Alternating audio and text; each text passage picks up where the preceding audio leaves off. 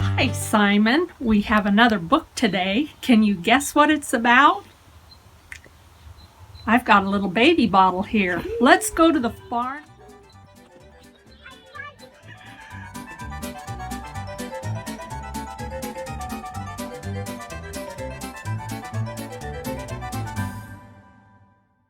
Look what I have, Simon. Our story today is about a baby lamb. Doesn't have a mommy and a daddy, and so I take care of him.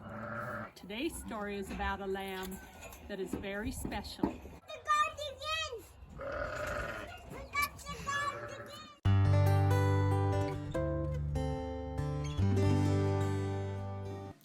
Once upon a time in a sunny valley there lived a little lamb named Joshua.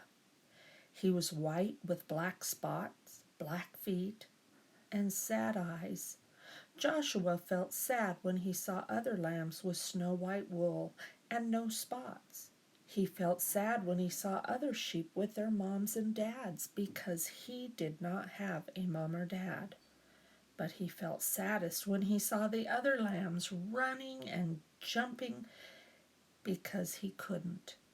Josh had been born with one leg that didn't work right. He was crippled. He always limped when he walked. That is why he always watched when the other lambs ran and played. Josh felt sad and alone, except when Abigail was around. Abigail was Josh's best friend. She didn't look like friends for a lamb. She was an old cow. She was brown with white blotches that looked like rain puddles on a path. Her belly was round like a barrel, and her voice was always kind and friendly. Some of Josh's favorite hours were spent with Abigail. They loved to pretend they were on adventures in distant lands. Josh liked to listen to Abigail tell stories about the stars. They would spend hours on the hills looking into the valley. They were good friends. But even with a friend like Abigail, Josh still got sad.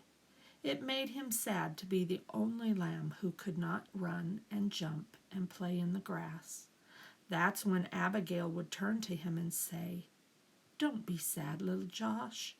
God has a special place for those who feel left out." Josh wanted to believe her, but it was hard. Some days he just felt alone, and he really felt alone the day the shepherds decided to take the lambs to the next valley where there was more grass. The sheep had been in this valley for so long the ground was nearly bare. All the sheep were excited when the shepherd told them they were going to a new meadow. As they prepared to leave, Josh hobbled over and took his place at the edge of the group. But the others started laughing at him. "You're so slow to go all the way to the valley. Go back, slowpoke. We'll never get there if we have to wait on you. Go back, Joshua." That's when Joshua looked up and saw the shepherd standing in front of him. "They're right, my little Joshua. You better go back. This trip is too long for you. Go spend the night in the stable." Joshua looked at the man for a long time. Then he turned slowly and began to limp away. When Josh got to the top of the hill, he looked down and saw all the other sheep headed towards the green grass.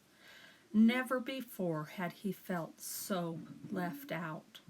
A big tear slipped out of his eyes, rolled down his nose, and fell on the rock. Just then he heard Abigail behind him, and Abigail said what she always said when Josh felt sad. "Don't be sad, little Joshua. God has a special place for those who feel left out." Slowly, the two friends turned and walked to the stable together.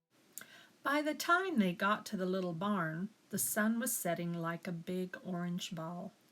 Josh and Abigail went inside and began to eat some hay out of the feed box. They were very hungry, and the hay tasted good. For a little while Joshua forgot that he had been left behind. "Go to sleep, little friend," Abigail said after they finished eating. "You've had a hard day." Joshua was tired, so he lay down in the corner on some straw and closed his eyes. He felt Abigail lay down beside him, and he was glad to have Abigail as a friend. Soon Josh was asleep. At first he slept soundly, curled up against Abigail's back. In his sleep he dreamed. He dreamed of running and jumping just like the other sheep. He dreamed of long walks with Abigail through the valley.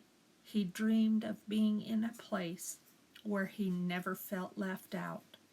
Suddenly, strange noises woke him up. "Abigail," he whispered, "wake up, I'm scared." Abigail lifted her big head and looked around. The stable was dark except for a small lamp hanging on the wall. "Somebody is in here," Josh whispered. They looked across the dimly lit stable. There, laying on some fresh hay in a feed box, was a baby. A young woman was resting on a big pile of hay next to the feed box. Joshua looked at Abigail, thinking his friend could tell him what was going on. But Abigail was just as surprised as Josh.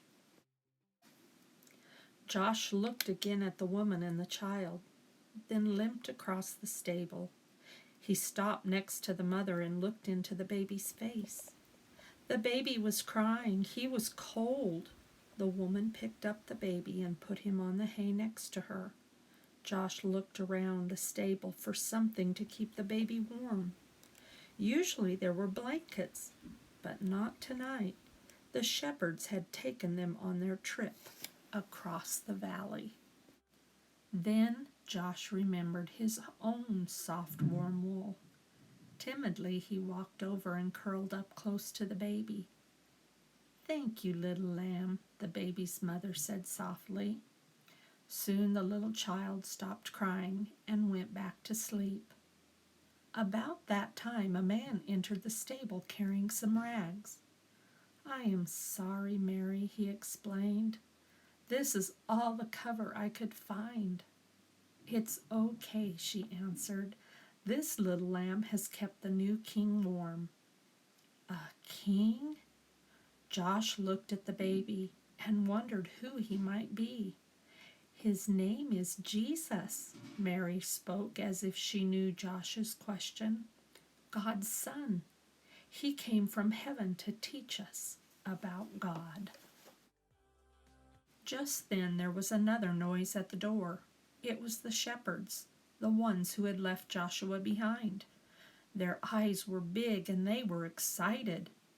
"We saw a bright light and we heard the angels," they began. Then they saw Joshua next to the baby. "Joshua, do you know who this baby is?" He does now. It was the young mother who was speaking. She looked at Joshua and smiled. "God has heard your prayers, little lamb. This baby is the answer." Joshua looked down at the baby. Somehow he knew this was a special child, and this was a special moment. He also understood why he had been born with a crippled leg. Had he been like the other sheep, he would have been in the valley. But since he was different, he was in the stable among the first to welcome Jesus to the world. He turned and walked back to Abigail and took his place beside his friend. "You were right," he told her. "God does have a special place for me."